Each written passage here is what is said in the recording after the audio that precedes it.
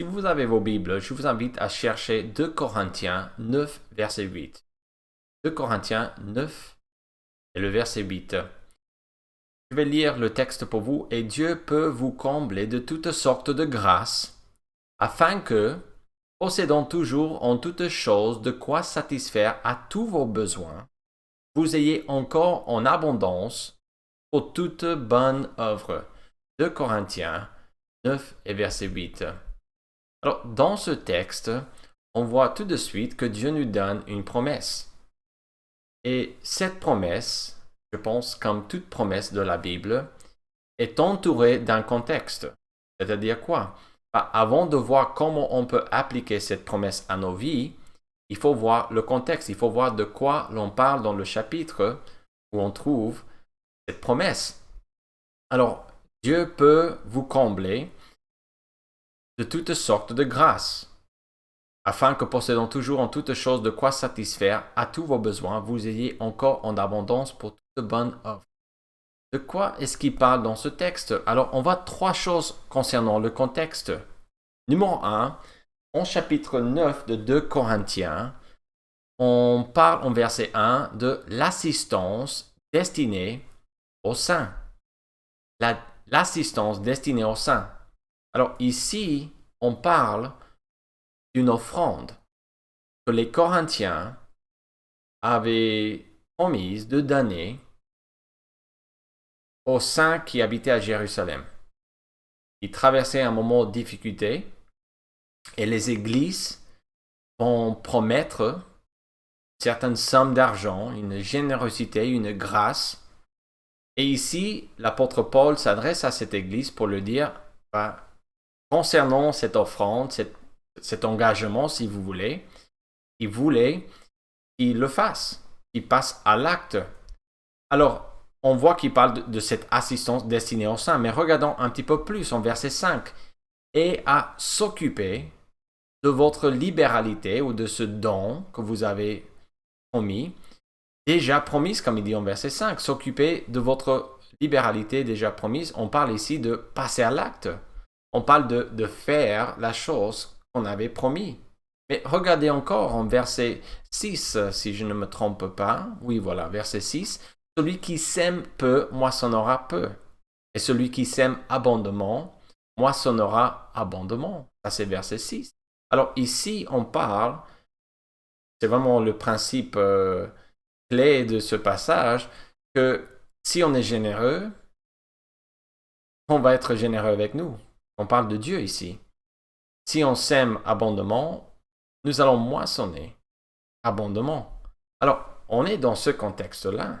Quand on parle de cette promesse qu'on a vue déjà, je vais reculer pour voir le verset encore, mais cette promesse est Dieu peut vous combler de toutes sortes de grâces. Ici, on parle de cette offrande, évidemment, on parle de le faire, de passer à l'acte. Pourquoi? Parce que celui qui est généreux, Dieu va être généreux avec lui. Et ça, c'est ce que le verset est en train de dire. Alors, plusieurs choses ici. Numéro 1, on voit ça dans le texte, et c'est ça la promesse qu'on voit, c'est que Dieu est capable de pourvoir à chacun de vos besoins. Dieu peut combler tous nos besoins.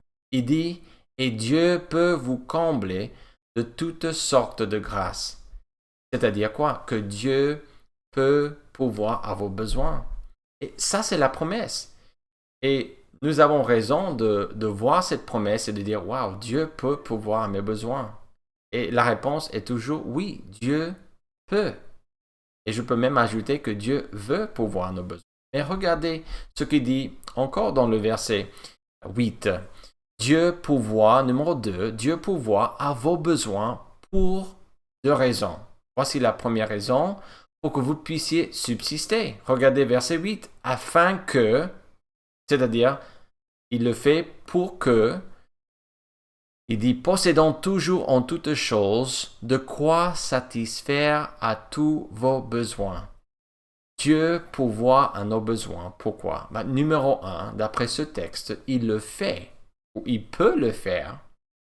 Pourquoi? Pour pourvoir à nos besoins. Évidemment, Dieu ne va pas pourvoir à chaque désir que j'ai. Il ne promet pas ça dans ce texte. Il dit mes besoins, vos besoins. Et ça c'est un encouragement. Parce que Dieu veut et peut pourvoir à mes besoins. Mais regardez encore, il peut pourvoir à mes besoins. Pourquoi? Pour que je puisse subsister. Ça, c'est la première chose ou la première raison. Mais on voit aussi que Dieu pourvoit à vos besoins, à nos besoins, pour que vous puissiez faire de bonnes œuvres. Et ça, c'est, je pense, la clé ici. Il dit afin que, on a déjà vu la première raison, mais ici, dans la deuxième raison, vous ayez encore en abondance pour toute bonne œuvre. Dieu pourvoit nos besoins. Dieu peut nous combler avec toutes sortes de grâces ou cadeaux, générosité ou libéralité. Pourquoi?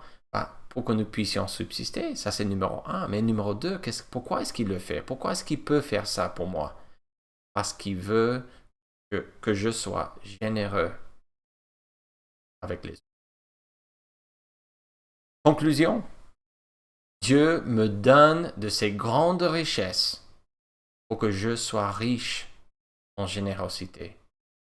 Tout ce que j'ai, je l'ai pour pouvoir à mes besoins, mais aussi que je puisse pouvoir aux besoins des autres. Ça, c'est la conclusion ici de ce texte.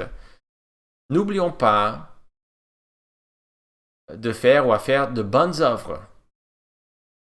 On parle ici surtout d'être généreux. N'oublions pas pendant ce moment difficile. Partout dans le monde entier, des gens traversent des moments très très difficiles. Mais vous savez, il y avait des gens avant ce problème qui vivaient déjà des problèmes difficiles.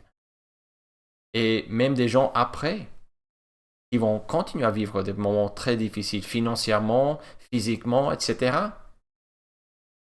Dieu veut que nous soyons généreux. Dieu nous donne tout ce qu'il nous donne pour pouvoir nos besoins, mais pas que. Aussi pour que nous puissions pouvoir aux besoins des autres, pour que nous puissions être généreux avec l'Église, avec le travail de Dieu, avec d'autres frères et sœurs en Christ qui ont des problèmes. Alors, n'oublions pas à faire de bonnes œuvres, parce que c'est ça que le texte dit. Ne laissons pas les circonstances de la vie nous empêcher d'être généreux avec l'œuvre de Dieu, avec les autres. Ça, c'est l'application, c'est une application qu'on a de ce texte. Il dit encore une fois, et je pense qu'ici, on trouve la clé. La clé qui est de rester fidèle à Dieu, mais regardez le texte. Et Dieu peut vous combler de toutes sortes de grâces, mais il n'est pas obligé. Est-ce que Dieu peut pourvoir vos besoins? Oui. Je pense que chacun de nous pourrions rendre témoignage de comment Dieu a pourvu à nos besoins dès janvier de cette année. Et on peut dire avec courage, avec beaucoup de foi, avec confiance, que Dieu pourvoit nos besoins. Il le fait parce qu'il nous aime, évidemment, mais il le fait aussi parce qu'il veut que nous soyons généreux. Généreux. Nous savons, Romains 8, 28, la première partie dit ceci, nous savons du reste que toutes choses concourent au bien de ceux qui aiment Dieu. De ceux qui aiment Dieu. Qu'est-ce que Romains 8, 28 est en train de dire? Je pense que dans un sens, il est en train de dire à peu près la même chose que notre texte. Pourquoi? Parce qu'il dit que toute chose concurrent au bien pour tout le monde. Non. Pour ceux qui aiment. Pour ceux qui aiment Dieu. Dieu fait en sorte pour que leur vie soit comme une mélodie, une harmonie, complètement en parfaite communion avec lui. C'est-à-dire que lui, quand on aime Dieu, Dieu fait en sorte que chaque chose dans nos vies va nous mener à un endroit qui est beaucoup mieux que l'endroit où l'on est maintenant. Cela ne veut pas dire que je vais avoir tout ce que je veux et que je ne vais pas subir de la persécution ou des problèmes. Le verset ne dit pas ça. Dieu donne une promesse en Romains 8 qui va faire en sorte que nos vies s'arrange avec le temps, que Dieu va faire en sorte que nous puissions rendre la gloire à Dieu avec chaque chose dans nos vies. Mais notre texte parlait d'une autre chose. Notre texte parlait du fait que Dieu peut pourvoir à nos besoins. Il peut le faire, et il le fait. Mais pourquoi est-ce qu'il le fait? Pour pourvoir à mes besoins. Mais aussi, je pense que c'est plus important, il le fait pour que je puisse être généreux avec l'Église, avec mes frères et sœurs en Christ, et même avec d'autres personnes en dehors de l'Église qui sont dans le besoin. N'oublions pas que nous avons à être généreux avec les autres. N'oublions pas pendant ce moment difficile, n'oublions pas de vivre pour Dieu et de faire ce qu'il nous demande. Et Dieu peut vous combler, excusez-moi, de toutes sortes de grâces, afin que, possédant toujours en toutes choses de quoi satisfaire à tous vos besoins, vous ayez encore en abondance pour de bonnes œuvres. Si vous avez besoin de quelque chose, Dieu veut pourvoir à ce besoin. Et Dieu vous donne de ses richesses pour que vous puissiez pourvoir à vos besoins.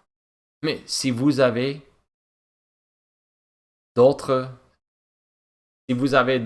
sommes d'argent ou si vous avez un petit peu plus, il ne faut pas oublier d'être généreux avec lui. On parle de ça dans ce texte. Et je pense que pendant ce problème avec le COVID-19 qu'on traverse actuellement, je pense qu'il faut qu'on se souvienne de cette idée qu'il faut être généreux. Et il ne faut pas se renfermer et oublier qu'il y a énormément de gens qui ont peut-être tout simplement d'un appel, d'une prière, d'une invitation, de l'évangile. Peu importe la chose, on doit être généreux. C'est pas toujours l'argent. Dans ce texte, on parle d'argent, mais ça peut être plein de choses que vous pouvez pouvoir aux besoins des autres. Il y a plein de choses que vous pouvez faire. J'ai entendu 2 histoires qui m'ont beaucoup encouragé. J'ai entendu d'une sœur que j'ai aux États-Unis que dans son église, les offrandes ont augmenté. Les dons, les offrandes que les gens donnent ont augmenté. Et en parlant avec Donald et Joy, Donald a dit la même chose. Ils vont toujours à l'église en voiture. Ils n'ont pas le droit de serrer la main, de voir les autres. Ils doivent rester dans la voiture. Et pendant qu'ils sont dans la voiture, en fait, en entrant sur le parking, il a dit qu'ils avaient un grand seau où les gens donnaient leur offrande. Et il a dit que les gens donnaient plus qu'avant. Et je pense que ça, c'est normal si on est un enfant de Dieu. C'est normal que même au milieu des problèmes, qu'on va continuer à donner. Et parfois même plus. Parce qu'on peut regarder quand tout le monde semble être fatigué, malade, découragé, en train de subir énormément de pression avec le travail, avec la santé, avec la famille, avec plein de choses. Nous pouvons toujours, en tant que chrétiens, dire, vous savez quoi, Dieu est toujours mon roi, il est toujours digne, il pourvoit toujours à mes besoins, et je vais donner aussi. Et j'aimerais bien vous encourager avec cette exhortation dans la parole de Dieu. Évidemment, ça ne vient pas de moi, mais de la parole de Dieu. Mais je suis tout à fait d'accord avec ce message, évidemment. Et je vous encourage à chercher 1, 2 ou 3 façons cette semaine et tout au long de ce mois-ci et le mois prochain de cette année de comment vous pouvez être généreux et comment vous pouvez vous engager avec Dieu, avec son Église et même avec de bonnes œuvres envers des autres personnes. Père Céleste, je te remercie parce que tu es bon, tu es généreux, pour voir nos besoins, même au milieu des difficultés. Je sais que nous subissons tous des problèmes, des difficultés, mais je prie que tu pourvoies nos besoins. Et aide-nous à ne pas oublier, à te honorer avec l'argent que tu nous donnes. Bénis notre Église, bénis les Williams, et sois avec nous cette semaine et pour toujours. Amen.